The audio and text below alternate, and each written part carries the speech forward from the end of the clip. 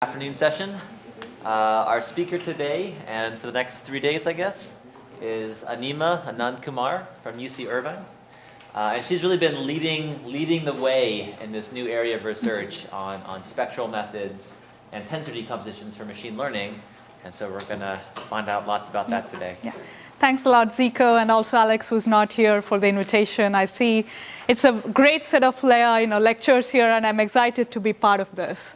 So in this series of talks, I'll be talking about how to learn latent variable models. So by latent variables, I think most of you know they mean like something is hidden, like you don't have observations from these set of variables, and still how can we learn them with guarantees? So that's what I mean by like guaranteed learning. And then the question is, where do these tensor and spectral methods come in? So let's start with a set of applications where latent variables are relevant. Perhaps the most basic machine learning task is clustering, right? So in its very basic form, we have a set of data points, and I'd like to classify these data points into different groups. So that's what I mean by clustering. But we'd like to, in many tasks, think of model-based clustering where we actually have a probabilistic model for the data points. For instance, you can think of each group as representing a different distribution. For instance, it could be in the simplest setting, just a Gaussian distribution for each group. And then you have the sample drawn from one of these given distributions, right? So the simplest case would be a Gaussian mixture. So this task of classifying these data points into different groups, or this clustering, is one of the basic machine learning tasks. So there's so many other tasks which build upon these latent variable models. One of the exciting kind of areas of research has been these class of topic models or models for text analysis. So you can think of like a corpus of documents, so maybe there are newspaper articles, and then you observe all these words in the document. So just by looking at what these documents talk about, what are the words in this document, can I infer what the topics are? So this is again the challenging setting where we don't have annotations of what these documents are talking about, but we'd like to infer them just by looking at which words occur together. And through that process, carry out summarization of these documents. So topic modeling is another application that I'll be covering in detail. So you can think of latent variables in so many other contexts. When you think of social network analysis, again, there are so many things that are hidden from us that we'd like to infer. One of the basic tasks is to understand about how human communities form, both offline and online communities, how people interact with one another, how do they form these groups, and how are these groups related to different interests of the actors involved. And so we'd like to think about finding about these groups directly from graph data. So if I'm given a graph which represents social ties, so these could be like friendships or co-authorships. So these are different relationships between the actors in the network. Can I infer what the communities or the groups that people belong to? So again, these are the hidden variables in the social network model.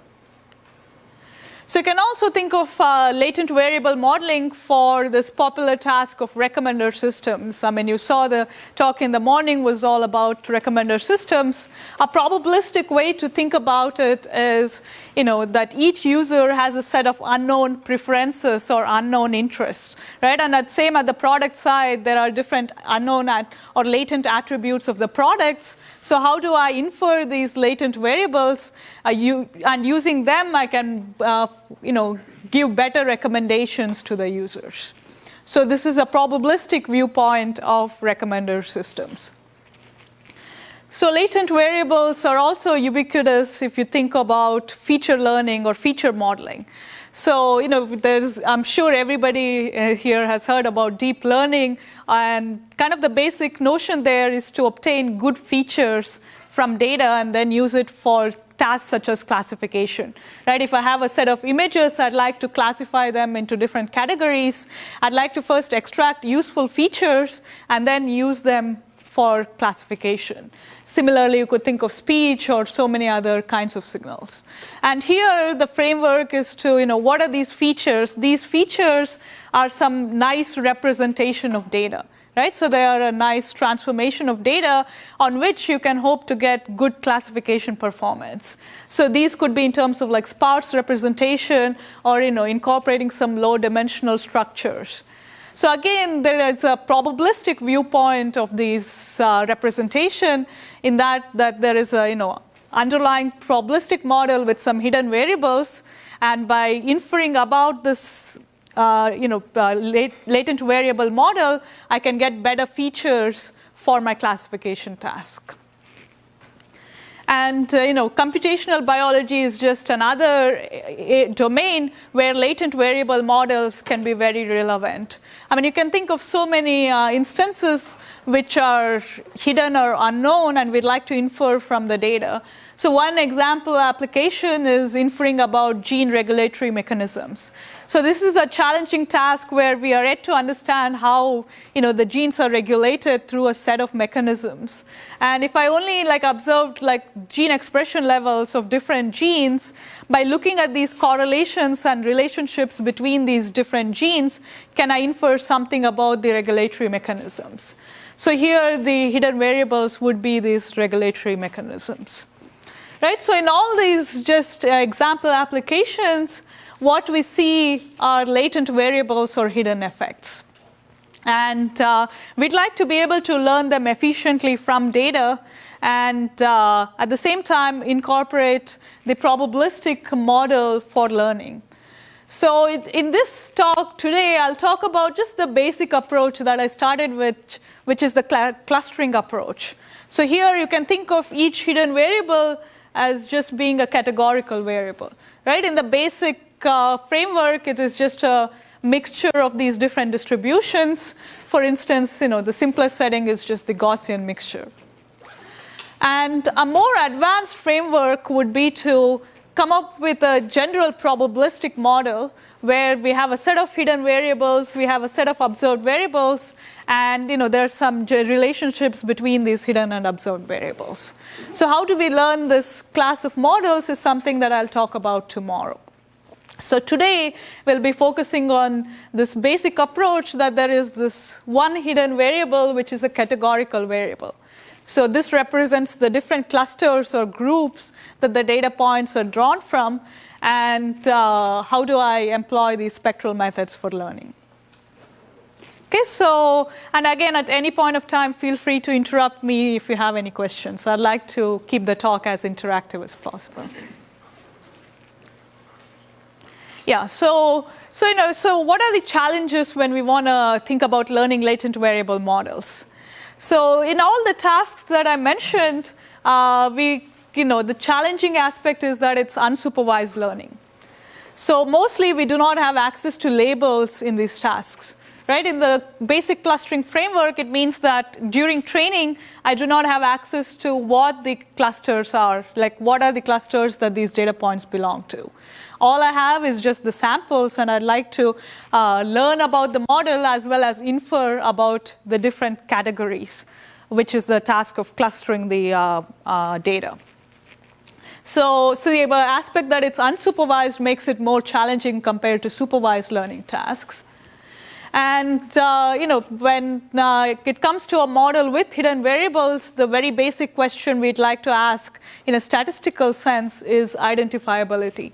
I mean, can I even hope to identify these model parameters given even infinite amounts of data and computation? Right? So this is the question of identifiability. I mean, not all models are identifiable. So we'd like to come up with a class of well-posed models that can be identified, given that we have infinite data and computation. Right? So usually, statistical analysis stops at, identifiability. Then, but the question is, we'd like to ask whether there are tractable algorithms for learning as well. So whether we have algorithms with small amount of computational complexity as well as sample complexity, right? So whether I can learn these models using which can scale up to large amounts of data, but at the same time, the number of variables in my model compared to the number of samples is not a terrible scaling. Like I need few samples compared to the dimensionality of the space I want to learn. So this is what I mean by having a learning method with efficient computational and sample complexities. And the challenge is if you ask about the maximum likelihood estimation, which is the optimal estimation for latent variable models, that's a NP-hard problem, right? So this is computationally not tractable to do maximum likelihood. And the usual methods that people think of for running when there is a latent variable model is expectation maximization or some form of variational Bayes. But they do not come with consistency guarantees. So you only converge to a local optimum that may be very far from the actual global optimal solution. So the question is, can we come up with alternative techniques that have low computational and sample complexities for learning, for unsupervised learning of latent variable models? And that's what this talk will cover, can show that with spectral methods, we can learn a wide range of latent variable models. We show that they are efficient in terms of computational and sample complexities.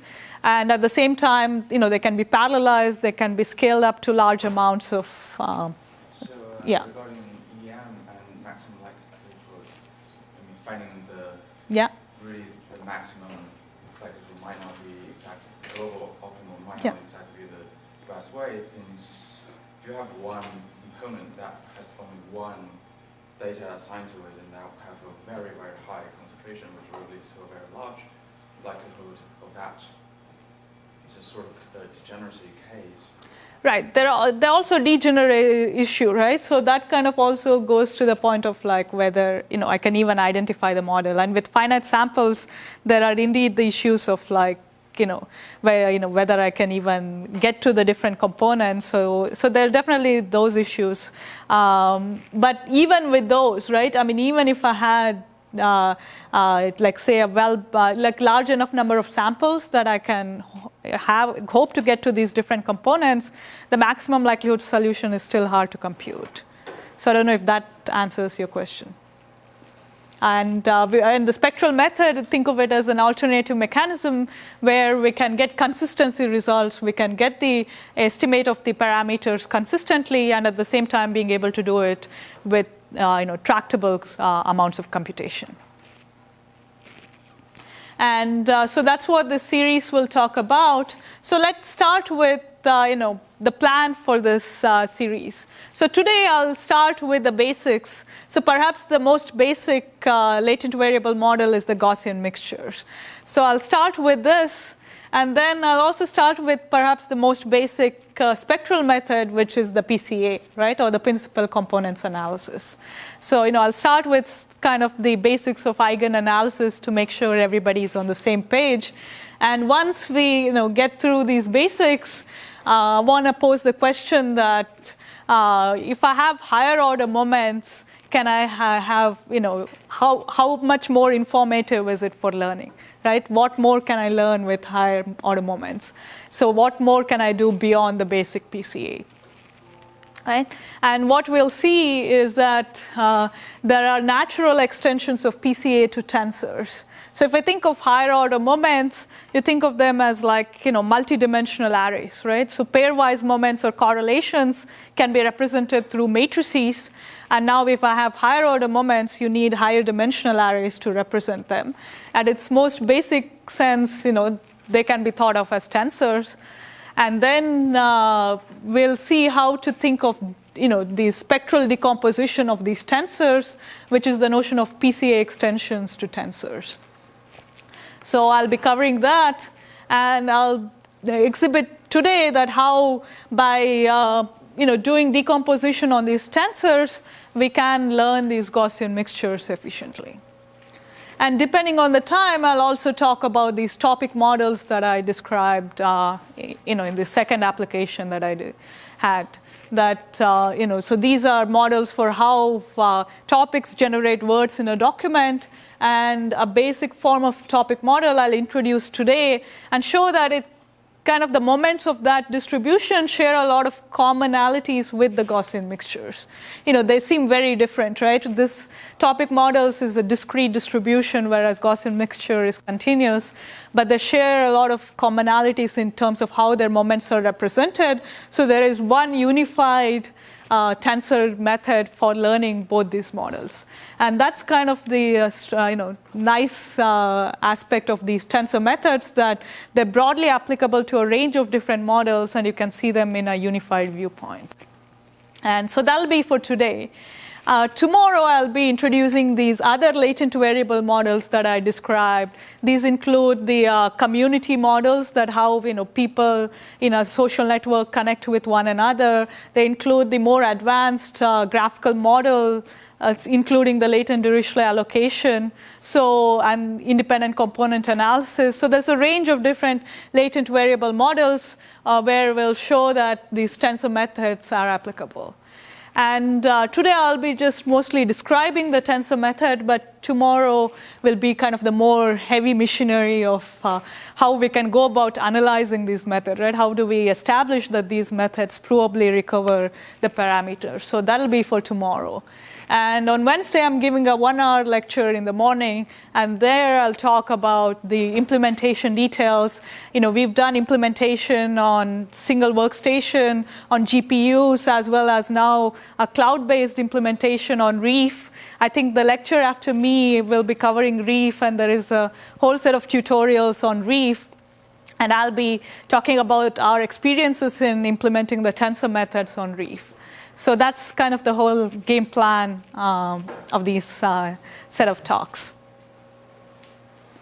Okay, so now let us, just as a pointer, the resources like for the talks, including the slides, there are some simple code snippets that I will show that are available on this website. And the two main papers that I'll cover today, the first one is when I got into spectral methods. So this was the first paper with Daniel Xu and Shyam Kakade when I visited Microsoft Research. And this was the first paper that appeared in Colt 2012. And the second paper that I'll be touching upon is this tensor methods for various latent variable models. And in that, Rong, Gay, and Matus were also involved when they were summer interns at Microsoft Research when I was visiting. So these are the resources for today's talk. So let's now begin with the basic PCA methods, which I think many of you are aware. So how many of you are comfortable with PCA and eigen analysis? Okay, so that's almost everybody. So then we can go through very quickly with this and go to the more advanced material. But I just wanted to make sure that we start with the basics. Yeah, so as most of you are aware, the task of principal component analysis is to find optimal projections of my data points such that the error is minimized, right? I mean, it's usually the square error or the square loss we consider. So xi here are the data points. I'll assume that they are centered, so they're mean 0. And I want to find a projection that minimizes the loss. And usually we fix the rank of the projection or the dimension of the projection. And throughout this talk and the coming talks, I'll take that to be k. So k is the rank of this projection. So if you want to do this optimization problem, it turns out that you can solve it efficiently. Right? So first of all, this is a non-convex problem, right, because of this rank constraint. So, but kind of the usual light bulb is, it's a non-convex problem. It may not, there may not be an efficient way to solve it. But for PCA, it turns out that there is an efficient solution, and that's the eigenvectors themselves. So if S is the covariance matrix of my data points, and if I just take the top k eigenvectors, so here I'm going to use U to be the set of eigenvectors. Lambda is the diagonal matrix with the eigenvalues. So the projection will be just to the span of the top k eigenvectors. Right? So that is the optimal projection. So this is the basic PCA result. So let's just very quickly go through why this result is true. So there is the Pythagoras theorem, which means that this loss function can be decomposed into the norm of the signals minus the the norm of the projected points. So minimizing this loss function is equivalent to maximizing the projection of the signal, the projected signal of my data points. Right? So that's kind of intuitive to see. And once I want to do this maximization, this is just some simple linear algebra to rewrite it as trace of the projected covariance matrix. Right? I mean, here I've assumed centered points. That's why this expectation of xi transpose is just this covariance matrix S. Okay, so I'd like to be able to maximize this. I'd like to find a projection matrix P that maximizes this trace, right? Trace of P, S, P transpose. So now, again, let's quickly recap why this is true, like why the optimal projection is given by this set of eigenvectors, the top k eigenvectors, right? So this is, again, we know that if it's a symmetric matrix S, it always has an eigen decomposition that is of the form lambda I, ui transpose, where the different ui's or the different eigenvectors are orthogonal to one another. Right? For a symmetric matrix, we have the orthogonality, and we also have this fixed point characterization, where if I take S times U, I still get back U. Right? So if I hit the matrix S with this vector U, I do not move. So it's like a stationary point. And lambda is the scaling, that's the eigenvalue. Right? So this is the basic eigen analysis. And I'd also like to remind you about the Rayleigh quotient formulation, which can be viewed as an optimization viewpoint of these eigenvectors. So the result is that if I wanted to ask for the maximum quadratic form, so the quadratic form is of the form when I take a vector z and I take z transpose S z. Right? So this is called a quadratic form because it's quadratic in z. And if I want to find the maximum quadratic form subject to a sphere constraint, that is, I have like all these vectors with L2 norm equal to 1, it turns out that the maximum value is just the top eigenvalue. Right? So again, by convention, we'll be always ordering the eigenvalues from lambda 1 through lambda d, like lambda 1 is the top one. So the Rayleigh quotient result says that my maximum Rayleigh quotient is given by the top eigenvalue, and the maximizing vector is the top eigenvector. Right? So we have now an optimization view of this eigenvector as maximizing the quadratic form. And the minimum one corresponds to the lowest eigenvector. And the PCA result that I described in the previous slide, where we argue that the optimal projection is limited to the span of the top k eigenvectors, you can think of it as the extension of this Rayleigh quotient result to multidimensional subspaces. So this is just like one-dimensional subspace because I'm just looking at a vector, whereas here I'm looking at now a subspace with fixed rank k. And again, intuitively, you can see that it'd be maximizing this trace or maximizing the energy in this subspace if I limit to the top k eigenvectors, right? Because they have the most of the eigenvalue here. And the value is given by the sum of these eigenvalues. So is this result clear? So this is the, just the basic PCA result, but I thought that it would be good to start from here. Right? So we've, PCA is like probably the first thing you do when you start with some data, right? You get some data, you want to first denoise it by projecting it to a certain lower dimensional subspace. Usually K is something that maybe you fix in practice, or you do cross-validation, decide what is the optimal dimension of the subspace to project onto. So this is the basic denoising method. But how do we employ it for, say, this clustering, right? So as I said, I'll start with just the basic Gaussian mixture. So let's see how we can employ the PCA to learn something about the Gaussian mixture, right? So let's see what it is. So again, I'll set up the notation that I will be employing throughout this talk series. So X is my sample. And again, as I said, K is the number of Gaussian components. So it's the dimensionality of my hidden variable.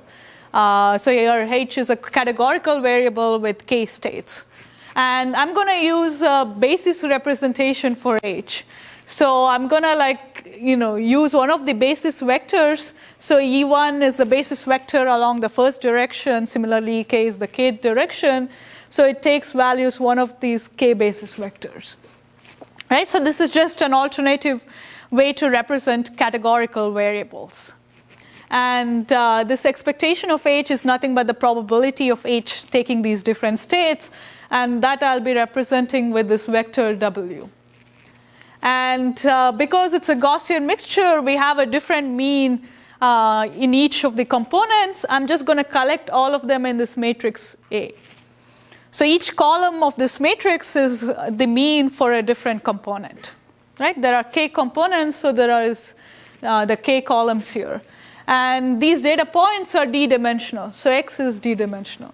So I'm observing these points in d-dimensional space, and there are K unknown components. Right? I mean, in this example, it's 2D, so there are, D is 2, and then K is 3. Right? But this is, in general, this could be in higher dimensional spaces. And I'll be mostly limiting to this spherical Gaussian case. So here so they have some unknown means for different components, but they have the same variance, and it's spherical. I mean, you could extend most of these results to when the variance is different for different components, but it's still spherical. And learning general Gaussian mixtures with general means and variances is still an open problem. So we'll be limiting to the spherical case. And I can make some comments later on where it is challenging to remove the sphericity assumption. And so let's see. So once we have this Gaussian mixture, one of the simplest moments, of course, the first moment is just the mean, right? So this is just like the average of the means of the components. So that's my first moment, or the first order moment of my distribution. The second order moment, I can look at the covariance matrix, right? So that's the next natural thing to look at. And this one, I can write it in this form. So what is the intuition of obtaining this form? Again, you can say, first you can condition this on H, right? On the fact which component it is drawn from. And for each of the components, then I have so I can essentially decouple it into these two forms, right? So I can just substitute my X as this mean plus the zero mean spherical noise. And if I substitute it here, I have these two parts. Because Z is zero mean, the cross term is 0. And here H is categorical, so I know that it is just this mixture of these K components. And then I have this just spherical noise here, the covariance of the noise. So we have this matrix here. So now let's see what happens if I did PCA on this. Right? So the first thing to note is that this is a PSD matrix, right? Because these weights are non-zero, and then I have these rank 1 matrices. And but on the other hand, they are linearly dependent because I have that, so if you just take this sum, you see that it is 0. Right? So that's because I've centered them. So it turns out that if I did a PCA on this matrix, came up to like k minus 1th rank, and then I also take the mean vector, I would get the span of all my component vectors. Because I have these, because after that, this is just like the spherical noise, so I'm only going to be shifting the eigenvalues, but I'm going to have the same eigenvectors whenever I have an identity matrix. So by doing the PCA, I can obtain the span of these vectors along with, because of the centering I have that it's, rank 1 less than k, but when I also take the mean vector, I get the span of my components here. And again, if I took the lowest eigenvalue of the covariance matrix, that's again equal to sigma square, right? Because these only lie in the top eigenspace, and if I took the lowest eigenvector, I only have this component that corresponds to sigma square. So by doing PCA, I can get the span of my mean vectors, right, of different components, and I can also calculate what the variance is. Right? So from here, can I now actually learn what the set of mean vectors are? Right? So that's the next question. So is this clear? So we can, because I have this covariance matrix, and I know that it's of this form, by doing PCA, I can get up to the span of my component vectors. Right? And I can also calculate what the variance is of my spherical noise. But you still don't capture the rotation, right? Exactly, right? So that's why I haven't said we have been able to learn A. I've only claimed that I can get up to the span of these mean vectors, and I can get the variance. So now we have to see how to do further. But is it clear so far? So PCA does help us something. We can get up to the span. But now how do I do further? This again, I'm sure you've seen before. This is the notion of spectral clustering, right? So once I'm in the span of these vectors, I can do like k-means or any kind of clustering, right? So any kind of distance-based clustering. I can kind of, try to find like the centers and then minimize the distance to these centers. So I can kind of, use a range of different clustering methods to do clustering. But the strength of this is because I've done PCA first, I've obtained the span of my mean vectors, I can reduce the noise, right? So I'm much better off doing this clustering on the span of my set of unknown vectors A, right, which form this matrix A, rather than in the ambient dimensional space. And this is especially effective when the dimensionality of my space D is much larger than the number of components. Right? If there are only, say, like a few components in a very high dimensional space, if I try to directly cluster there, I would be encountering a lot of noise. But if I did PCA, then I kind of, get to the subspace where I know the mean vectors lie, right, up to some perturbation, and then I can cluster in this space, right? And you can kind of see it being represented by this figure that, I can try to find like the separate, if there are two components, like what is the separating hyperplane that divides these two components, right? And there has been so I won't be covering in detail about spectral clustering. There is an entire series of works that talks about the guarantees for learning through these clustering methods.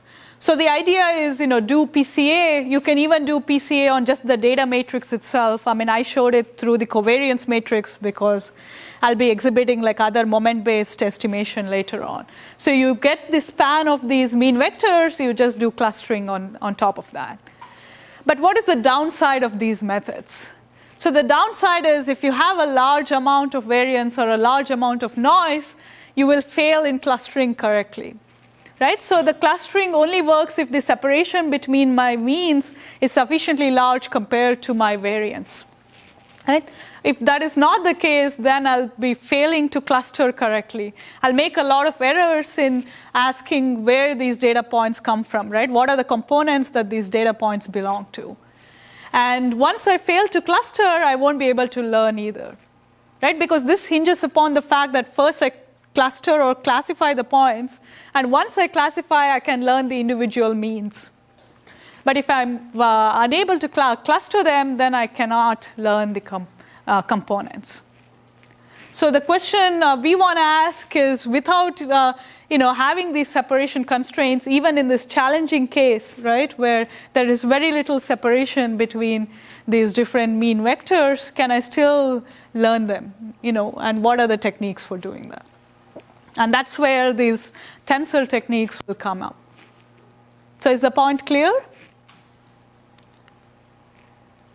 Yeah, so that's the question. So how do we learn these, even in the simple case of Gaussian mixtures, the mean components without assuming any of these separation constraints?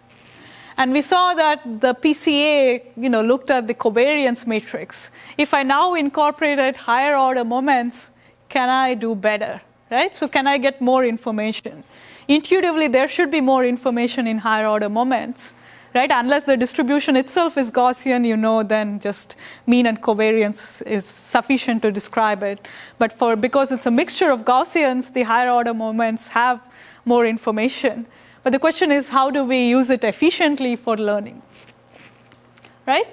And there are also other settings where it would be useful to have higher order moments. So what if I have the number of components of my Gaussian to be larger than the dimension itself? Right? For instance, a lot of Gaussians in one dimension. Right? So in this case, the PCA is, it does nothing. Right? So naturally, you would think that higher order moments would be very important, in fact, crucial to learn over-complete models. And tomorrow, I probably won't have time to go in detail, but I'll be touching upon how tensor methods are applicable for learning over-complete models. So when I say over-complete, I mean that the dimensionality of my latent space is larger than the dimensionality of my observed space. So here it's the number of Gaussian components being larger than the dimensionality of the data points. So this is another important setting where higher order moments are useful. And of course, I gave you a set of applications where the data is very far from Gaussian, right? So we have this whole range of different probabilistic models, and there, how do these higher order moments help? So there are, a lot of very crucial points where, there is good reason to go beyond the basic PCA. So how do we now go to, yeah?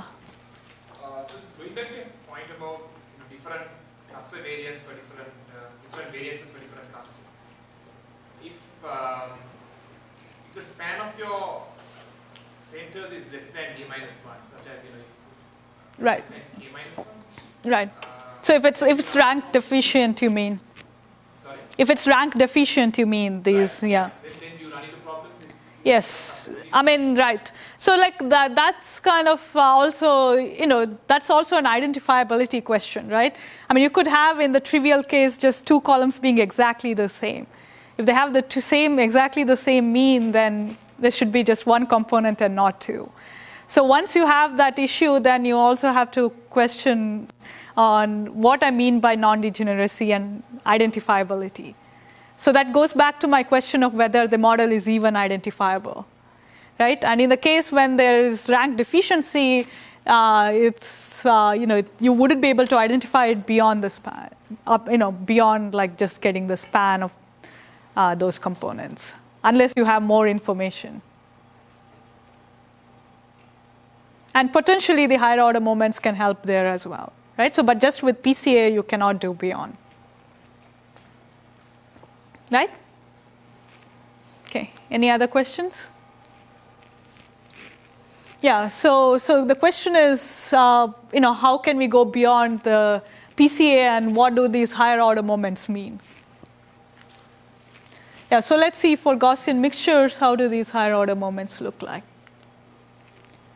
Yeah, so, where do these tensors come up? So if you think about a higher order moment, now you have to use multidimensional arrays to represent them. For instance, we saw that when we were looking at correlations or covariances, they are represented through matrices for multivariate distributions, right? For a d-dimensional mixture of Gaussians, so now the covariance is a d by d matrix. Now, if I want to have a tensor, right, so it's now the third order moment of my d-dimensional Gaussian mixture, I have a d by d by d array. Right? So think of it that the matrix, I can represent them as rows and columns.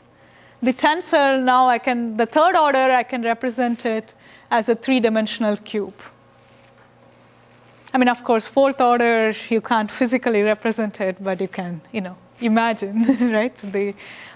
So that's kind of the first way to think about the extension. We'll now put down some conventions of how to represent them. So for matrices, I'm going to use this notation that x, this chronicle times x, right? So this is an outer product of this vector x. So for matrices, this is nothing but similar to just taking x transpose. Because the convention is if I wanted this outer product and I ask for now the I1th row and then I2th column, that is nothing but looking at the moment between the I1th dimension and the I2th dimension. Right? So this is the indexing convention that if I take the this matrix and I ask for the I1, I2th entry, that represents the correlation between the dimension corresponding to I1 and I2. And similarly, now we can extend it to the third order case where if I wanted the third order correlation between dimensions I1 and I2 and I3, right?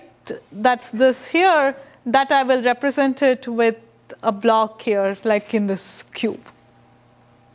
Okay, so I have like I1, I2, I3. I just have the indices for the three dimensions in my tensor.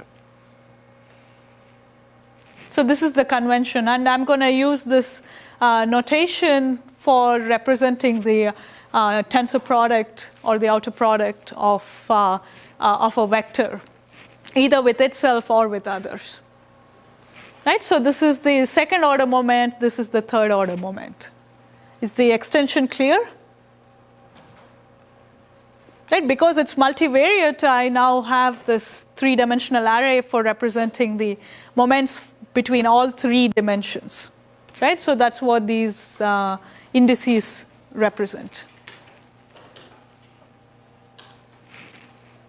Okay, so now that I have the notation pinned down for representing my third order moments, let's see what they are for the Gaussian mixture.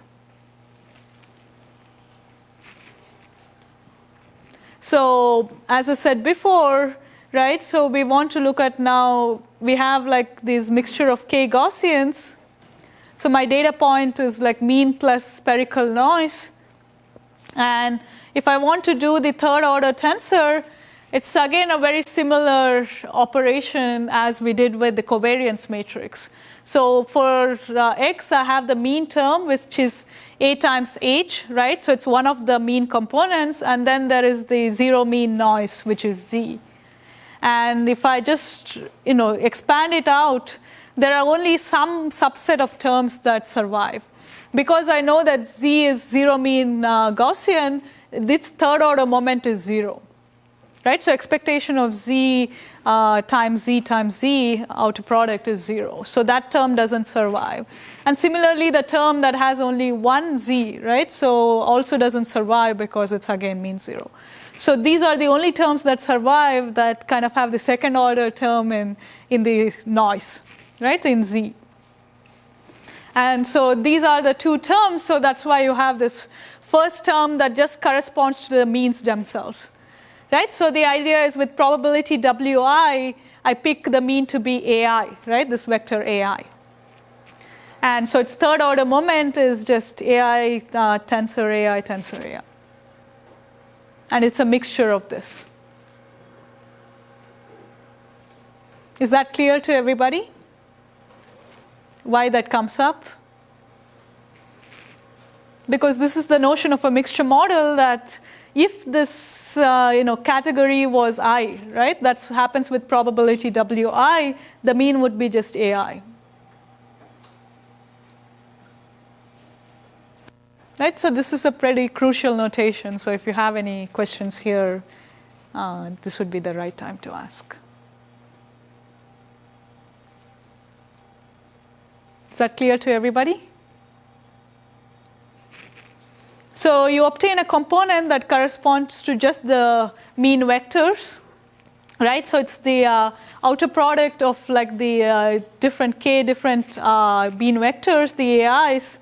And then there is a component that corresponds to the variance term, right? And because with spherical, we know that in each direction, the variance is sigma square, right? So this is EI is now a basis vector. Because its identity, I can represent it as EI times EI, right? Plus the summation of them over all the dimensions. And that's why, and this is just the mean, which is always equal to mu. Right? So this is the mean of the Gaussian mixture. And so that's how you get this higher order moment of this Gaussian mixture. So I just kind of went into the details of how to compute this because tomorrow we'll be seeing a lot of other latent variable models, and I won't be going into details there. But at least in the simple case, you can see that if I wanted to compute the third order moment of a multivariate Gaussian mixture, you can kind of break it down into these simple terms, and then they have very simple ways to express. Right? So and here we have used the fact that it's a spherical Gaussian, because in that case it's just sigma square in all the directions. That's why you only have these basis vectors, and it's just sum of these over these basis vectors. So that's where the spherical assumption comes into play. So once we have this form for the Gaussian mixture, the question is, how can I exploit it to learn my parameters? So I want to learn the vector of means, which is this matrix A, and the weights W, which is the probabilities of different components. Right? So how do I learn from this?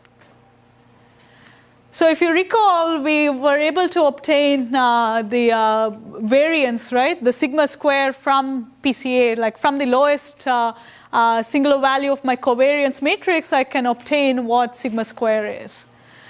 And I also have the second order moment. So just by looking at the correlation, I have like the mean vectors and also this variance term. So I can cancel out the sigma square term. And even here, I can remove the sigma square term. So in the end, I can reduce it to a form where I just have these M3 and M2. I mean, these are just functions only of the unknown parameters, right? The matrix A and the weights W. So I've removed all my known parameters, which is like, earlier there was this mean mu, right, of the Gaussian mixture. There was the sigma square, there was the variance. So I just was able to get rid of all the terms that are already known. And now I've reduced it to a more compact form that only is a set of equations that relate the unknown weights and the mean vectors. Right, so how do I describe this? These are, trilinear and bilinear forms in the mean vectors. So these are mixture of these trilinear forms of these mean vectors. That's the third order moment M3. And the second order moment M2 is a bilinear form of the mean vectors. Right? So once I'm given this, now how do I go about learning this? And in fact, why I'm stressing on these two forms is that a range of different other latent variable models can be reduced to the same form. So that's why keep in mind that this form is what we'll be working on throughout our algorithms. And kind of the more, I would say, the trick part of it is to, once you have a latent variable model, is to ask whether I can reduce it to this form. Of course, not every latent variable is reducible, but we'll see a whole range of latent variable models can be reduced to this form. So is it clear? From here on, I mean, the fact that it's Gaussian mixture is less relevant, but now the question is, think of this as a set of equations, right? These are a set of multilinear equations in these AIs, in these unknown vectors AIs, as well as these weights. So now how do I go about learning this? So yeah, so another notation that I'd like to introduce, where we'll need is, once I have the tensor, I want to be able to do transformations of the tensor. So think of a tensor as a multilinear operator, right? So what do I mean by that? So I'm going to use this function. So if it's a third order tensor, I can input any three matrices, right? I mean, they could even be the same one. But I have these matrices B, C, and T, and if I input them, I'm going to do linear transformations of these components of my tensor. Suppose I had this tensor of this form, right? If I now input these matrices, I can do these linear transformations of those set of vectors. So this is again a notation, and you'll see that this notation we'll be using in a lot of contexts. And an immediate way that I will use it first is to think of reducing a tensor to a matrix. Because I introduced these tensors, but we are still very comfortable with matrices, right? We can do eigen decomposition, we can do a lot of operations just on matrices. So the most naive thing to do probably is to, even though we have a tensor, can I just obtain a matrix from it? And then try to learn my parameters from this matrix. And the matrix that I'm going to obtain can be seen as a slice of this tensor. So what do I mean by that? If I look at this notation of this multilinear operation, I'm going to just input identity for two of the modes. So meaning two of the modes of this tensor, I'm not going to change, right? So they just remain as it is, right? So in this form here. And the third one, I'm going to take a projection along this fixed vector R, right? So, and this is now a matrix. So that's because, pictorially you can think of it as like this. I'm taking a slice of my tensor. Even though it's a cube, I'm just taking like a two-dimensional plane, right? And I'm asking what are the values along this plane. So is this notation clear?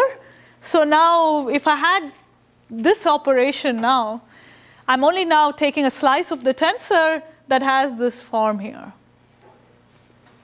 So the idea is that this I can write it in terms of this unknown matrix A and a set of diagonal matrices and A transpose. And even my pairwise moment, I can write it in a very similar form. Right? I mean, if A were orthogonal, this is also known as simultaneous diagonalization problem, right? Because I want to find ways to have this form where I have A, some diagonal matrix times A transpose, and another matrix of the same form. So they only differ in their diagonal matrices, but the outer parts are still A. Right? So I have some better structure by doing this slice of a tensor. Right? I mean, earlier if I had only a second order moment, I only had this one matrix here. But now I have a second matrix where it only differs from this in this diagonal part. The rest of it is similar. So can I now solve these set of equations to obtain A and W? Right? So although I introduce tensors, I'm only taking a slice of tensor and still trying to do some matrix operations to recover the unknown parameters. So yeah, I'll come to that in a minute. So, but for some fixed R, this is the notation. Right? So this is how I obtain a slice of the tensor. So suppose I have these two matrices. Now can I ask how can I obtain A and W? Right? So I know R. And I have the freedom to choose R. Right? So I can choose it in any way I want. So yeah, so that's my set of two matrices, and I'd like to obtain A and W. So let's for a moment think of the simple case where A is full rank, right? Where the number of components K is equal to D. So if A is itself invertible, M2 is also invertible. So in that simple case, what happens, right? So if I took like M2 inverse times this matrix, right? So what do I obtain? I obtain A times some diagonal times A inverse. Right? Because this part, the middle part kind of just cancels out. So if you just do the math there. So, in the case of the full rank setting, I have this decomposition as A times the diagonal matrix times A inverse, and this is nothing but an eigen decomposition.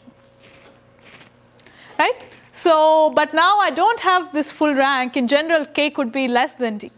So we will be, almost throughout this talk and the next one, making the assumption that these are latent variable models where the dimension D is bigger than K, or K is at most D.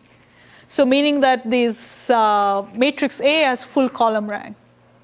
Right? So this is kind of again a non-degeneracy assumption that will be needed for learning. And indeed, it is possible to learn even without this assumption, but in general, that's an NP-hard problem. So, but we'll see that under this assumption, we'll obtain tractability. So suppose A has full column rank, then we don't, so we still want to be able to do like an eigen decomposition that I described, right? But it's no longer full rank. It's not rank D, but what I'm going to do is I'm going to reduce them to like K by K matrices, and then do decomposition in that space. So how do I do that? I'm going to first do an eigen decomposition of my second order moment. And then I'm going to project it onto this K-dimensional space. Right? So if U lambda U transpose is the eigen decomposition of my second order moment, then I know that U transpose M2U is invertible. Right? Under the assumption this is rank K. Right? So if A is full column rank, and the weights W are all non-zero, I know that the second order moment has rank K. So I have now this being invertible, right? So I can just change my argument to now taking the inverse of this. So I'm also going to project my third order moment, the slice of my third order moment, also to this the span of U. Right? So essentially the idea is now I have these two matrices. I want to find its eigen decomposition. So this you can compute again tractably. And so how do once I have this eigen decomposition, so I can find V and this diagonal lambda tilde V inverse. Right? So I can find this eigen decomposition. From this, how do I find my parameters A and W? So I can see this by doing the substitution. So this corresponding product is the same as, projecting A onto this U. So that is U transpose A times a diagonal matrix times its inverse. And so what we see here is up to scaling, we have that these columns VI are proportional to U transpose AI. Right? But that's where, this is under the assumption that I have an eigengap. Right? So this is under the assumption that this lambda tildes are separated. So otherwise, I wouldn't be able to get to the individual vectors. Right? So if I had an eigengap between the different lambda tildes, then I have that these VIs are essentially projected AIs up to scaling. Is this clear? It's a bit involved, but kind of the main message I want to say is, so think of like finding an eigen decomposition of taking these two matrices together. I'm essentially taking the inverse of the second matrix times the first one, but I'm projecting them to K-dimensional matrices because then it becomes invertible. Otherwise, they're not invertible by themselves. Right? So this is just kind of a way to, if they were full rank, you could have just directly taken their inverse. And so this is the eigen decomposition. And what we show is when there is an eigen gap, you do get these AIs up to the scaling. Right? So, but now the question is, how do I get the scale as well? Is that clear? So we've taken these two slices. And, so if I don't care about the scale, I can just say that my the mean vectors are up to scale just like u times these vi's. Right? So I can get from these eigenvectors my component means, but up to the scale. Okay, but if I also want the scale, it's a bit more involved. I mean, I won't describe it in too much detail here. You'd have to take many different slices. You'd have to kind of collect all these eigenvalues together, and you would have to compute this overall equation. So it's also possible to recover the scale, but let me not go into the detail of that here. But the main message here is if I had like two slices, right? So, sorry, a slice of my third order moment and as well as my second order moment, by finding an eigen decomposition, I can recover the mean vectors as well as the weights. Any questions?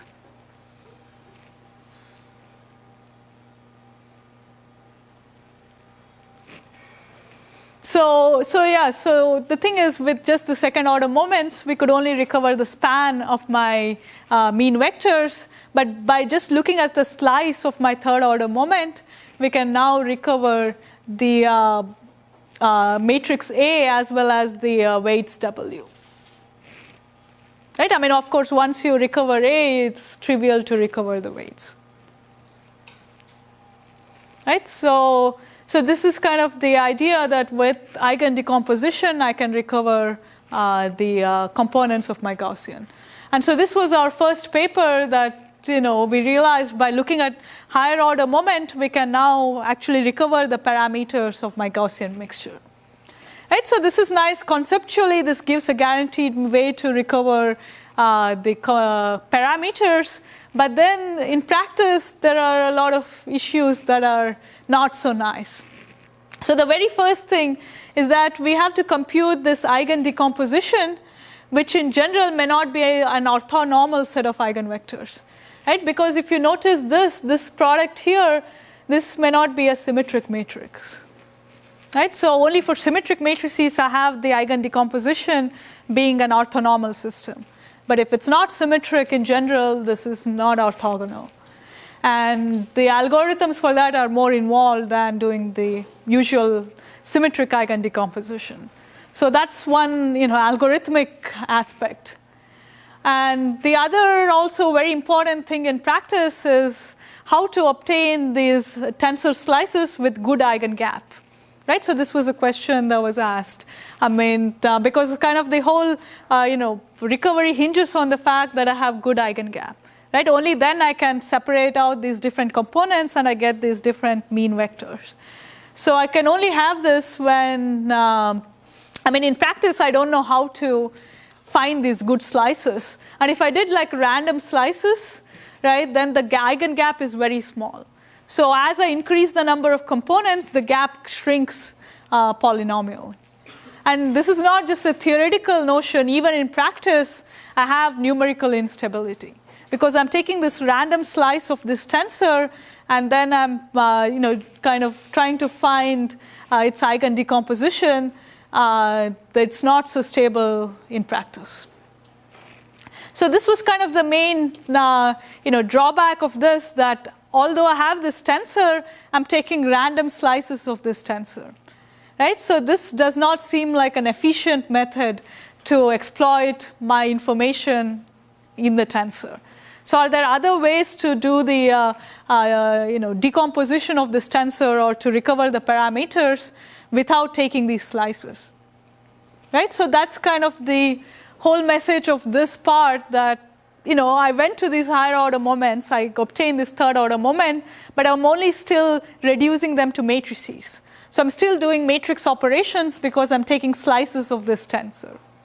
So can I do better by directly looking at the tensor itself and trying to obtain the parameters?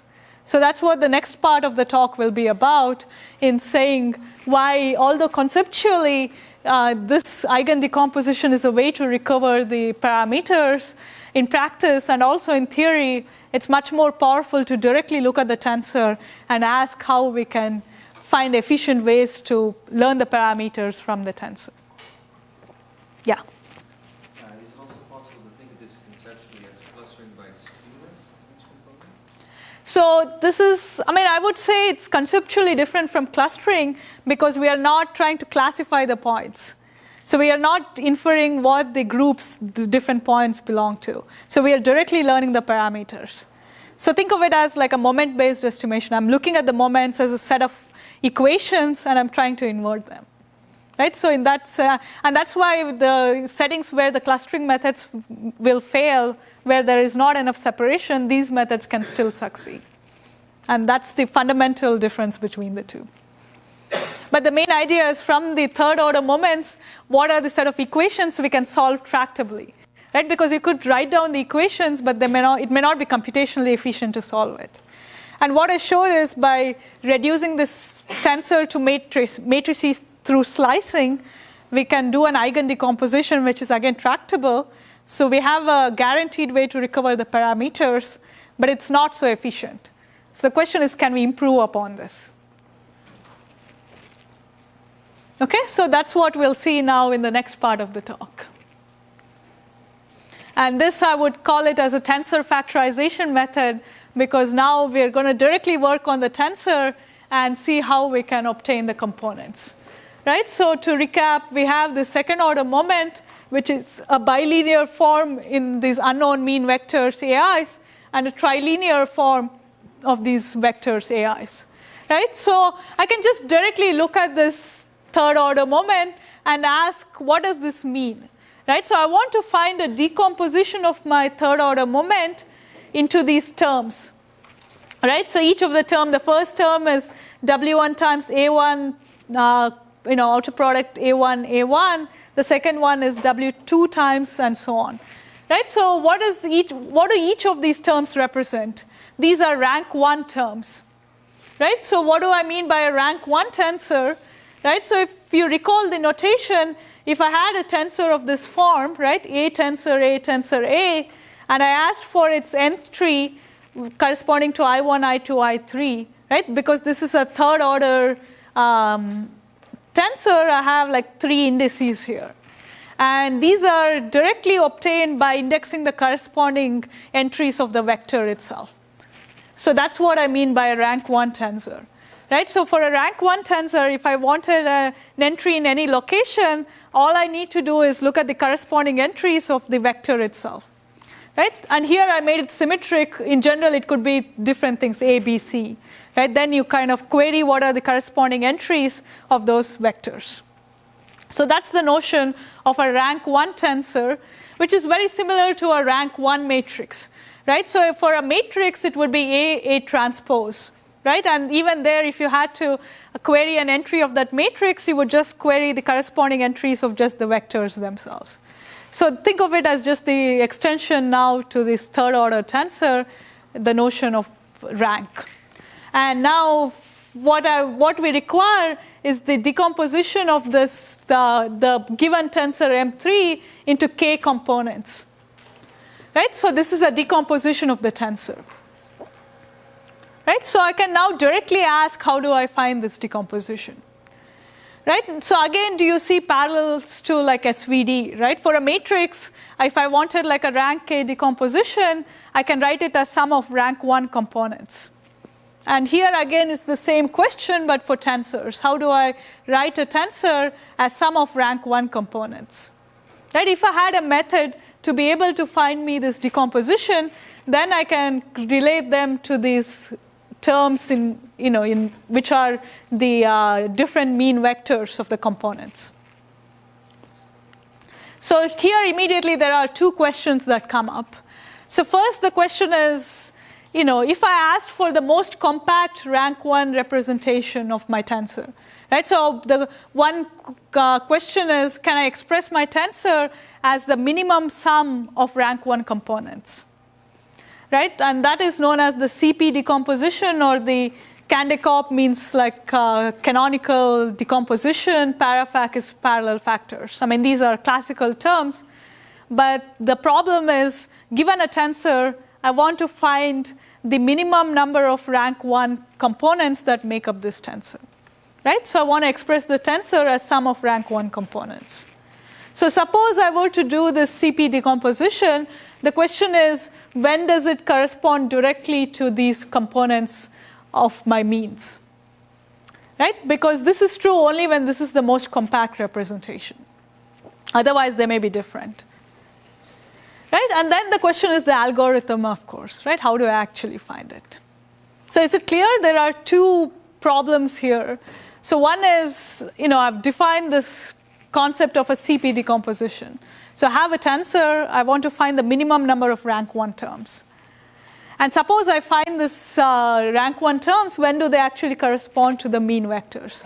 So this is again a notion of like a non-degeneracy that I don't want us, given these mean vectors, a smaller number of terms representing the same tensor. Right? And then the second is, of course, how do I find it efficiently? Yeah. How do you know the K-term representation of MC is the smallest? Sorry, I can't hear you. How do you know the K-term representation of M3 is the smallest? So I want to find this. That's the question I'm posing. Is it possible to have like K-1? And that's the identifiability question, right? First of all, when is the rank actually K, right? So if I think of this rank as the minimum number of rank 1 terms that make up this tensor, when is it actually equal to K? And that is exactly this identifiability question. When do I have that property? And then the second is, how do I find this? And that's what we'll be addressing now, both these questions. Okay, so these are now inherently tensor operations, right? Before that, what you saw was just taking a slice of the tensor and still, doing operations on the matrices. But now we are just directly looking at the tensor and asking, can I find these rank 1 decompositions, and when do they correspond to my mean vectors? Yeah, so let's now take a very simple case, get some intuitions, and then see how we can solve the more general case. So what if the mean vectors were actually orthogonal columns, right? So the different means of different components had like 0 inner product, like they were orthogonal. I mean, of course, this is a very limiting case. We want to handle the general case. But let's for a minute just limit to this case. So in this case, what properties do we have? So if you again recall this notion of the multilinear operation that I described, suppose suppose I input A1, right? I mean, I don't know A1 yet. Suppose I had an input A1, which is the first vector. So it's the mean of the first component, and I did a multilinear operation on 2 of the modes, meaning that I take this inner product square here times AI, right? So meaning 2 of the modes I hit along A1, right? I project all these terms along A1 here. And then the third one, I just keep it as it is. Right? So if I do a multilinear operation on the tensor where 2 of the modes I reduce with a vector, I get back a vector. Right? So this is again a contraction operation on the tensor. And now, because the components are orthogonal to one another, what we see is that the only component that remains is just the component I started with. Right? So this is a fixed point equation for A1. Right? So if I input A1, the output is also A1. And this is true for any of the mean components. Right? So if you verify any of these components AI, if I input to this quadratic operation here, right, I still get back A1. So this is just a characterization of the components. Right? So I haven't told you how, I don't know A1, right? Because the whole goal is to obtain these components. But suppose I had orthogonal components, what I'm saying is it has this nice fixed point characterization. It's possible to verify, suppose I claim that A1 was one of the components, right? I can verify through this equation. Right? So we obtain that characterization. So in fact, we can view this as eigenvectors of this third order tensor. So why am I thinking of it as eigenvectors? Because again, recall for matrix eigenvectors, right? So here I'm hitting M with this vector V. If I do not go anywhere else, I still remain at V, then it's an eigenvector.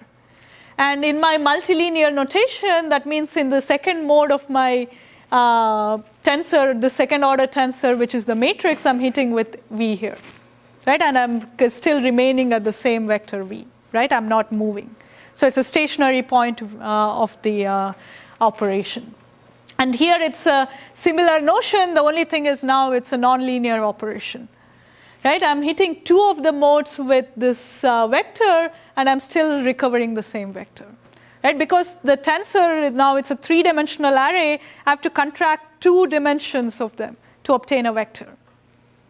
And if I still obtain the same vector as an input, then it's an eigenvector. So we have a fixed point characterization of these components of this tensor when they're orthogonal. Right? So if I had an orthogonal tensor, we know that these different components correspond to eigenvectors. Right? And the definition of an eigenvector is this quadratic operation that I described here. Right? So think of it as like along 2 of the modes of the tensor, I'm projecting along this direction, A1, right? And I recover another vector. And it should be the same vector. Is that clear? So we have an eigenvector characterization of all these components here. So still there are 2 issues. The first issue is that assuming that different mean components are orthogonal is very restrictive, right? So we want to handle the general case. So the question is, how do I still handle the general case, right? Is it possible to convert a general tensor to an orthogonal tensor? So that's one of the questions. And the second is, suppose I had an orthogonal tensor, then I know that my components are eigenvectors of the tensor. But how do I obtain them? What is the algorithm to find these eigenvectors? Right? All I showed was a characterization of what these eigenvectors mean, right? It's the definition. But now what is the algorithm to find them? So these are the 2 questions. So is it clear? If I had an orthogonal tensor, we have the components are eigenvectors. So the first question we'll ask is, how do I convert a fixed set of vectors which form this matrix A to an orthogonal system?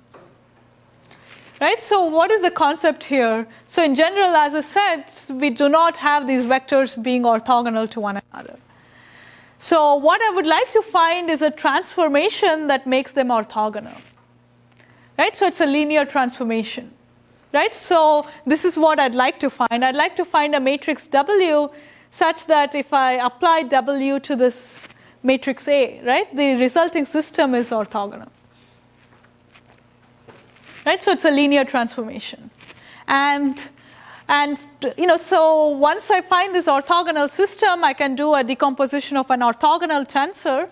But to recover back these components, this should be an invertible transformation. So what I mean is, from A, I can obtain V, but also from V, I should be able to obtain A. Right? And this is true if again, the same assumption I had before, that these mean vectors have full column rank. So again, this rules out those degenerate cases where they may not, like these, that they don't have like the full dimensional span, right? So all these the different mean vectors are non-degenerate. So in that case, suppose I were to orthogonalize the system, I can also recover the individual vectors by just inverting the transformation. So now the question is, how do I, find this transformation? Right? And just to kind of make it clear, once I had this transformation, what I'm going to do is convert my original tensor, right? So my third order moment tensor to an orthogonal tensor. And I'm also going to reduce dimensionality because I had a d-dimensional tensor. I'm going to reduce it to a k-dimensional tensor where k is the rank, right? So k is the number of components. So that's kind of the true number of parameters. So I'd like to be operating in this k-dimensional space. And that, again, can be done using this linear transformation W. So the idea is, once I obtain this matrix W, I can do a multilinear transformation of my tensor. So earlier I had this M3 as the weights times AI, tensor AI, tensor AI. And now I'm going to, like, for each of these modes of the tensor, I'm going to do a linear transformation, right? So I'm going to have W transpose AI in each of the modes. And that's exactly this notation here, right? And that's exactly here. So I'm taking W transpose AI. So think of it as like now I have a tensor where the different components are orthogonal to one another. Right, so this, I mean, the picture is exactly this. So I now had an arbitrary set of vectors which had full column rank. I mean, if I had a linear transformation, I can make it an orthogonal system. And then I'm going to, use this linear transformation along all the modes of the tensor. And this way I can obtain an orthogonal tensor.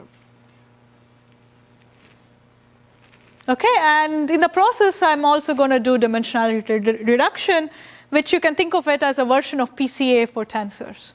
Right? So I'm also reducing the dimensionality of the space that I'm acting on. And in fact, in practice and also in theory, this is important to reduce the noise. Like with, when I have noise, I want to do the operation in the k-dimensional space. But that's a detail aside. Yeah, so now the question is, how do I find such a transformation W? And this is also called whitening because I can do this by using the pairwise moment. And in fact, it's the matrix that whitens the pairwise moment. Right? By whiten, I mean that W transpose M2 W is an identity matrix. So, so I had like this set of vectors here. I'm going to turn it into a rotation matrix, right? I'm going to turn it into an identity system. And what is the transformation that does it? So this can be easily found by doing SVD, right? So how is that? If I had the decomposition of my second order moment as U times this diagonal times U transpose, I just have to like kind of rescale my diagonals, right? Because I want to make it identity. And you can verify that if I use this form, I can obtain this requirement. I can whiten my second order moment. So by doing an SVD of my second order moments, I can find the transformation that makes the system of these AIs to be an orthonormal system. Okay? And once I have the system, as I said, I'm going to apply it to my third order moment, right? And I'm going to reduce it to a k-cube tensor. So each dimension of my tensor is a k dimensions, and all the components of my tensor are orthogonal to one another. So is it clear?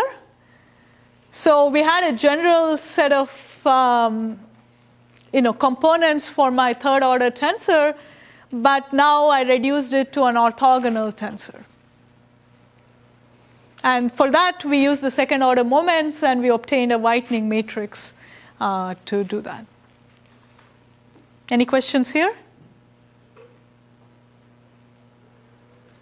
Right, so then the next aspect is, given an orthogonal tensor, how do I go about finding its eigenvectors? Right, because we know that the components form a set of eigenvectors for this tensor. And so this is where we will use the fixed point characterization of the eigenvectors. Because so if you recall, what was this characterization? If I input this one of these vectors, say V1, right, and reduce two of the modes of my tensor, I would still recover the same vector. Right? And when I have a fixed point characterization, perhaps the most naive thing to do is just to run this iteratively, right? So I start with some random vector, right, or any given vector, and then I kind of do this map. I'm going to normalize, because the convention is I'm going to have normalized eigenvectors, and then I'm going to just repeat the operation. Right? And the hope is it will converge to an eigenvector, right? Eventually it will stop, because that's the stationary characterization of the eigenvectors. And so that's the canonical, recovery method. And in fact, it's, I'm sure most of you know of the matrix power method, right? You have a matrix M, you have a vector, you kind of do M times V, you normalize, and you keep repeating this, and it'll converge to the eigenvector. In fact, it'll converge to the top one if you initialize it with some correlation with the top eigenvector. And tomorrow I'll be talking giving all the details about the convergence guarantees. But for today, just think of this as paralleling the matrix power method. So here I have this tensor. I'm going to start with a vector. I'm going to do a quadratic operation on my tensor. I'm going to contract along two of the modes to obtain a vector. I'm going to normalize it, and I'm going to keep repeating this operation. So it's an iterative process, and in the end, I'm going to obtain an eigenvector. Right? And so you can, do random initialization if you don't have any other information. Right? Similarly, you would do random initialization with matrix power method. And you run to convergence, and then once you obtain an eigenvector and an eigenvalue, you can deflate. Right? You can remove that component and then start the process again. And this is what is done even in the matrix analysis. Right? So this is kind of the canonical method for recovering eigenvectors. Right? I mean, I haven't yet told you why it succeeds, right? Or in what time it succeeds, and that I'll say tomorrow. But today, kind of the idea is, well, if I had an orthogonal tensor, the components are eigenvectors, and I can find these eigenvectors through this power method. Okay, so that was the entire method. So let's put all this together because there was a lot of different aspects here. Right? So we had a Gaussian mixture here, and we saw that under spherical noise, we could reduce it to having a second order and a third order moment of this form. Right? There was just bilinear and trilinear forms in my mean vectors. Right? These AIs were the means of different components, and I had these two forms. And the basic idea was to first use the pairwise moments to obtain a whitening transformation, to obtain a transforming matrix W that changed my tensor to an orthogonal tensor. Right? So essentially, I applied this linear transformation along each mode of the tensor, which meant I applied this transformation along this set of AIs. And once I had an orthogonal tensor, we saw that the components correspond to the eigenvectors. And I can obtain these eigenvectors through a power method. Right? So where I iteratively substitute my obtained value in the quadratic operation and repeat. And then I'm going to do the deflation and keep repeating this again. And through this, I could obtain the eigenvectors and eigenvalues of my orthogonal tensor. And we saw that they are a linear transformation of my original mean vectors. Right? They're transformed by this matrix W. Because it's an invertible transformation, I can just obtain my original set of vectors AI. Right? So this is how I'm able to obtain the mean vectors. And once I obtain that, obtaining the weights is trivial. Right? So this is the overall method. I mean, I still didn't prove that it succeeds. That's what tomorrow is for. But I hope that it's clear now what the method is doing. Right? So we are looking now at this third order tensor as a whole and doing its decomposition. Right? And that decomposition, we did it in two steps. One was whitening the tensor to obtain an orthogonal form, and then using the tensor power method to find the decomposition of an orthogonal tensor. And once I have that, because it's an invertible transform, I can find the original decomposition here. Okay, so this was the overall method. So we could do Gaussian mixtures with this method. So the question is, can we do other latent variable models?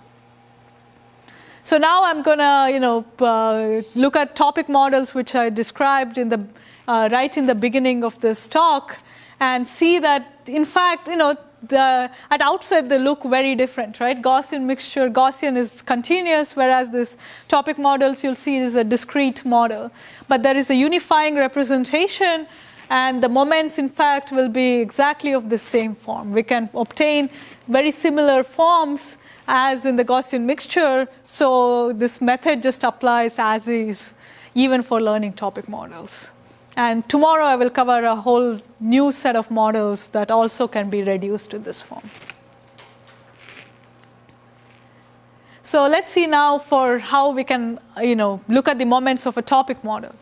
Right? So first of all, the notion of a topic model is that there are, words in a document, and I'd like to explain these words through hidden topics. Right? So think of it as, particular document as a sample, and this has a set of words, and these words are drawn from a bag of words model. So the idea is that each document may be a mixture of different topics, right? For instance, politics, science, and so on. And now, given each topic, there is a certain probability of words being drawn. Right? So there are two aspects that now, for each word, I'm going to draw a topic, and then given the topic, I'm going to draw a word.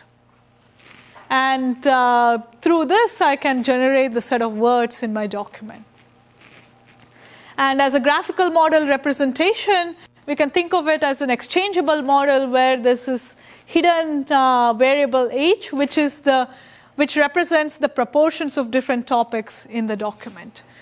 Right? And in this talk, I will be just focusing on the simple case where there's only one topic in the document. But tomorrow, we'll handle the general case. So for now, just think of the general case where H could represent proportions of different topics in a document. And to draw each word, first I'm going to draw a topic from this mixture. And then I'm going to draw a word according to some conditional probability table. And similarly, but the thing is, even for the second word, I'm going to do the same thing, so it's an exchangeable model. So that's why it's called a bag of words model, because the order of the words does not matter. So it's only like the occurrence of different words, right? That's the only important thing here. And so we have that, there is this matrix A now represents the conditional probabilities. So what's the probability that the word takes a certain value given that the topic was a certain value? Right? So this is now a D by K matrix if D is the size of the vocabulary, the number of possible words, and K is the number of possible topics. And the observed words are discrete, right? Because they are one of the possible D words. So we have a discrete distribution on the words here. And the exchangeability model is saying that condition on this proportions of these topics, right, this variable H, or the draw of all these words is conditionally independent. And that's kind of where, this makes it a simple model, because I have just, what are the parameters here? One is this topic word matrix, which says how different words occur under different topics. The other is the distribution of how different topics are distributed in documents, right? What are the values that these topic mixtures take? Okay, so these are the unknown parameters in my topic model. And what is different from the Gaussian mixture, you have many words in the document. So meaning you fix the configuration of H, so you fix what is the state of H, and then you will draw many different words. Right? And that's what I'll call a multi-view model, so I'll come to that in a minute. And so this is again different. Now you have multiple different words conditioned on the same configuration of my hidden variable H here. Okay, and because I want to represent this hidden variable H represents the proportions of topics, I'm going to represent it on a simplex, right? It's a distribution on a simplex. Because I want these different coordinates to be positive, right, between 0 and 1, and they should sum up to 1. So it's on a simplex where the vertices are just the basis vectors. So there are k vertices here corresponding to k topics. So if it's only one topic, then H is just a categorical variable, right? Similar to the Gaussian mixture that I described. And then it takes only one of the vertices as the states. Okay, so tomorrow I'll talk about the more general latent Dirichlet allocation, where the distribution of this H may be a Dirichlet distribution on the simplex.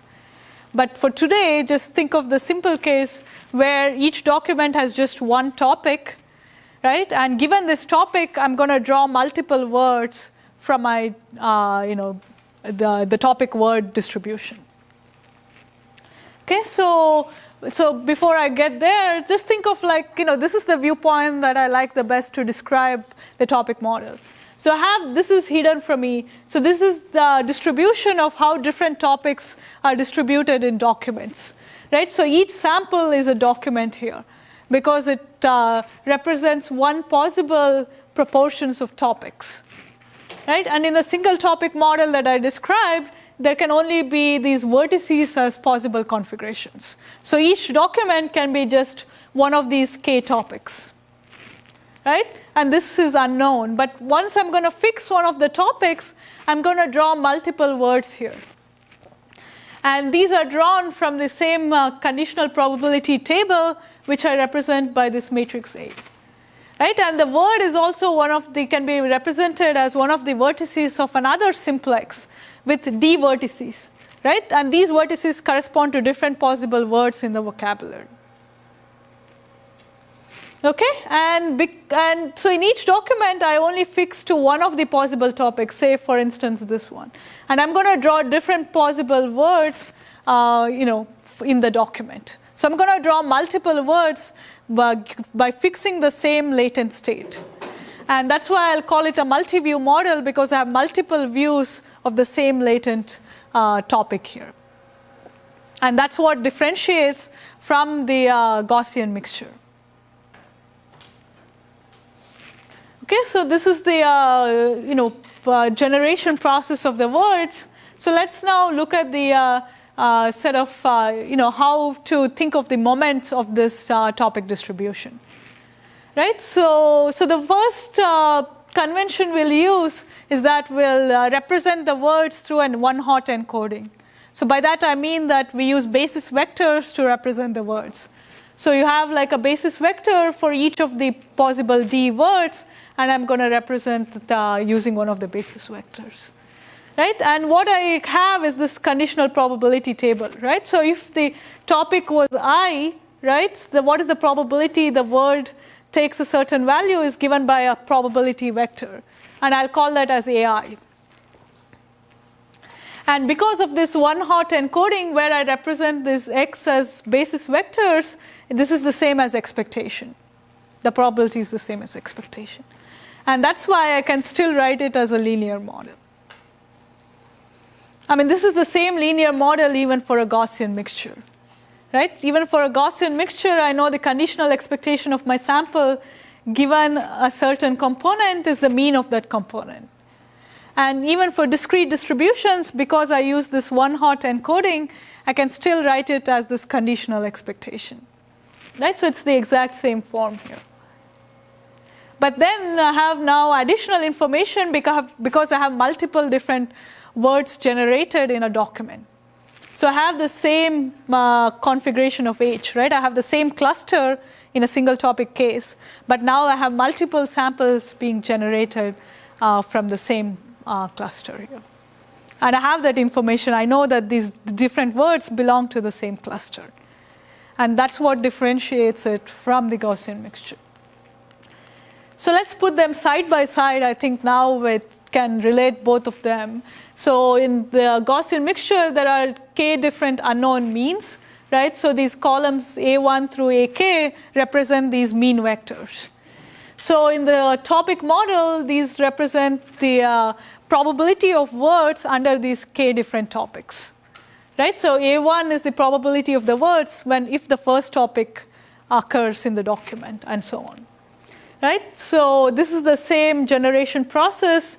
In the Gaussian mixture, I'm going to select a cluster with I with probability Wi. Same here, I'm going to select a topic with this probability Wi. And this is where the processes change. So in the Gaussian mixture, I'm going to take the mean and I'm just going to add noise. And in the case we handled, it was the spherical noise. Right? But here, instead, what I'm going to do is, this is a discrete set of variables, right? So I'm going to use this conditional probability table, and I'm going to draw words according to this topic, right? But now I have multiple words drawn from the same distribution here. So that's what I mean by AI. If I fix this topic to be I have all these words that are drawn from the same topic. And that's what I mean by multiple views of the same hidden variable here. So is that clear? I mean, if I were to write my sample here in the topic model as this AI plus the noise would be heteroscedastic, meaning it would depend on AI, right? Because in the end, you want a discrete variable to be generated. Whereas here we have this spherical Gaussian noise. So you see that there is a lot of commonalities between the two. The commonality is in terms of this linear model. So the conditional expectation of the sample given my hidden variable is just a linear form of the hidden variable, right? So it's this unknown matrix A times H. And using these multiple views of the topic model, it turns out that you can generate the same form of third order and second order moments as in the Gaussian mixture, right? And the Gaussian mixture, we reduce it to this form. In the topic model, again, you can obtain these forms. Because the intuition is this M2 is now you take two words in the document, right? So what is the probability of co-occurrence of two words in the document? And we have these multiple views. We can condition on this hidden topic and still obtain the same form. Because I know that there is this, with probability Wi, the topic I is generated in the document. And when it's topic I, the probability of obtaining different words is just AI times AI here. Right? And that's where the multi-view assumption is important to obtain this representation. Okay, so although you usually do not think of discrete and continuous distributions in the same light, when we think of the moments, right, and how they relate to these unknown parameters in Gaussian mixtures as well as topic models, you can reduce it to the same form here. And that's the strength of these methods, that you can see them in a unified light. So any questions here?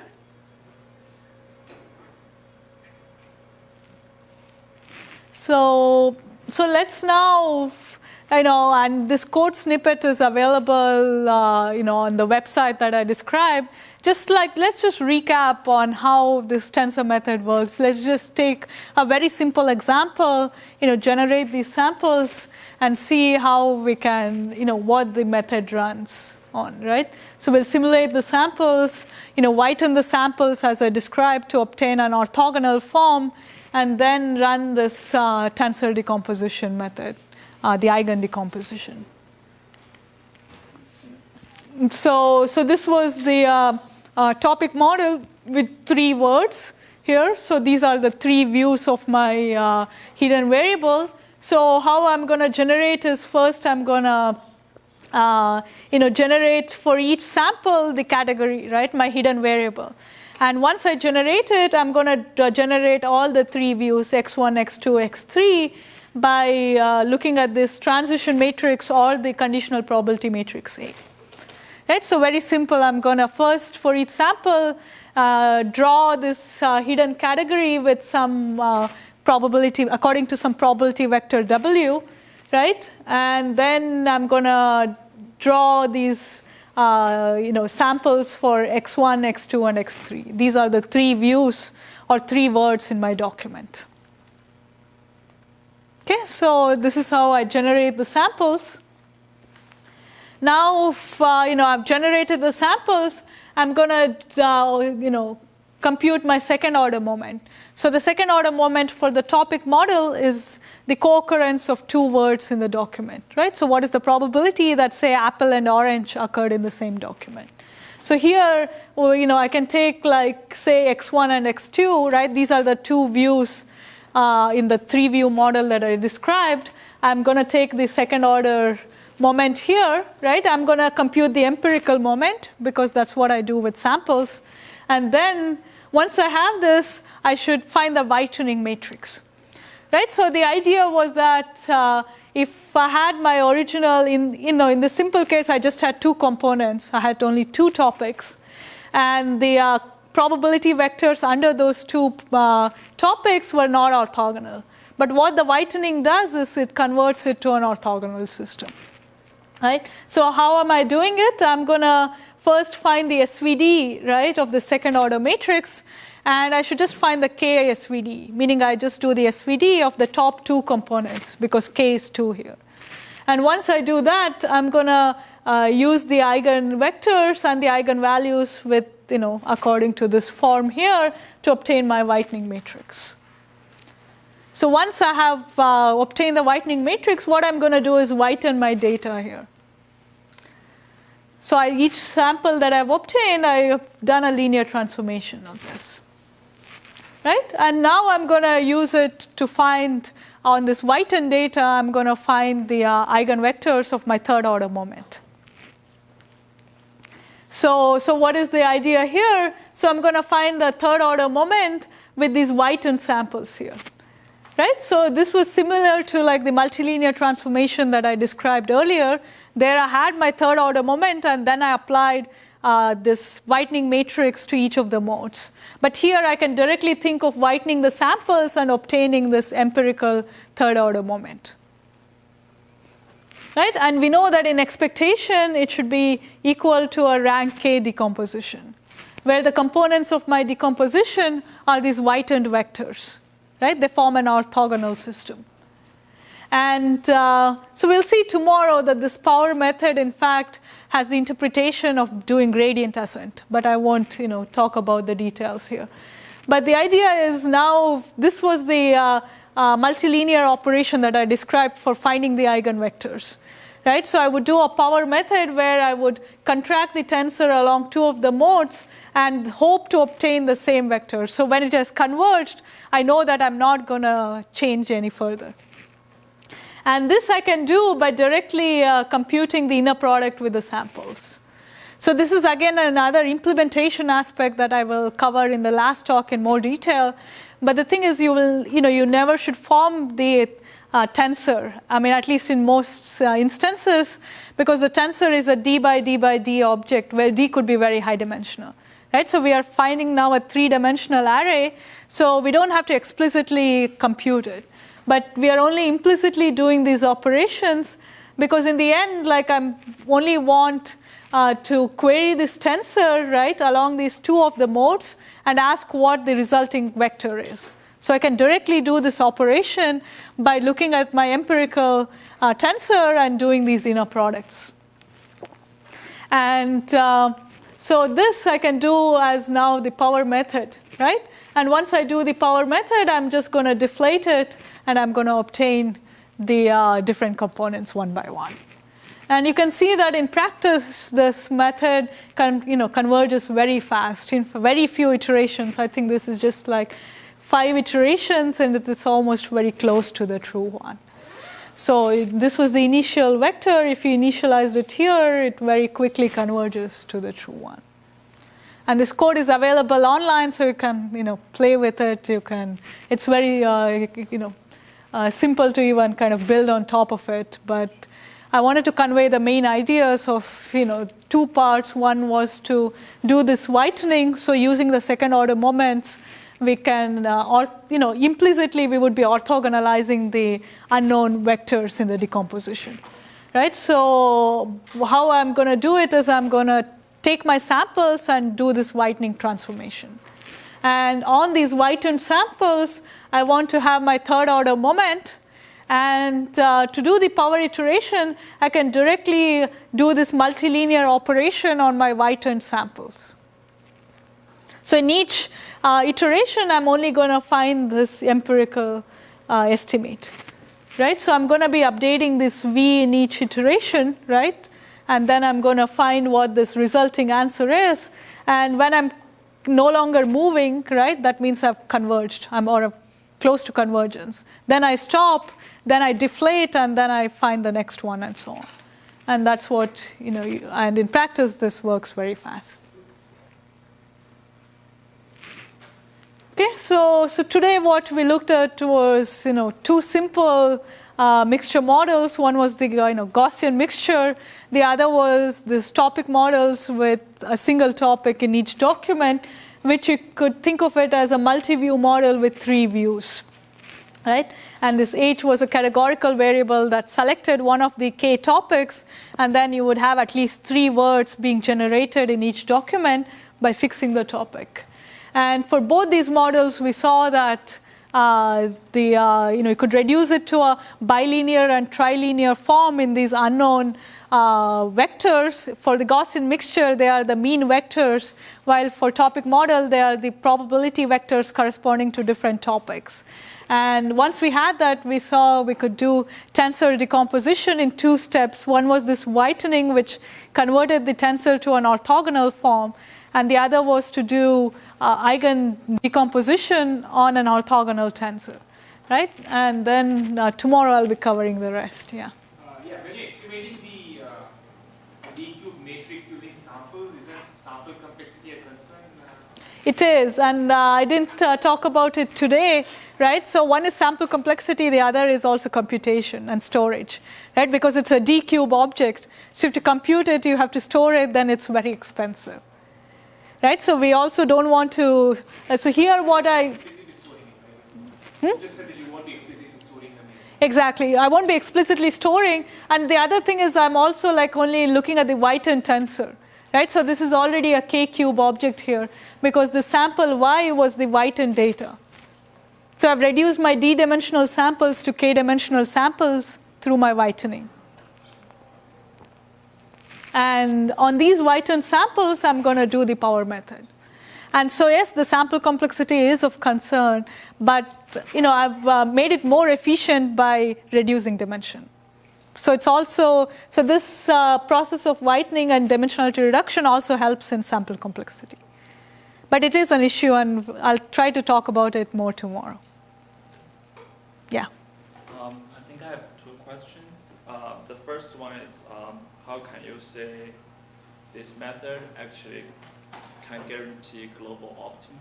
Yeah, and that is tomorrow. And the second question is, I think it's a very nice framework, but I think it can provide the number of hidden states. So, yeah. It's kind of extension of PCA. So you can say from the eigenvalues how many number of clusters, so how many number of hidden states you want to choose. Is that right? So in practice, again, it depends on the model, right? So you could, for instance, look at the spectrum of the second order matrix, moments matrix, and decide what the number of components should be. So under some conditions, you could use that as a way to consistently estimate the number of components. You could do cross-validation, you could do different ways to choose K. This is anyway true for all the methods with hidden variables, right? You have to choose a model order, and the same would be applying here. Any more? All right, so we'll meet again tomorrow. Thank you.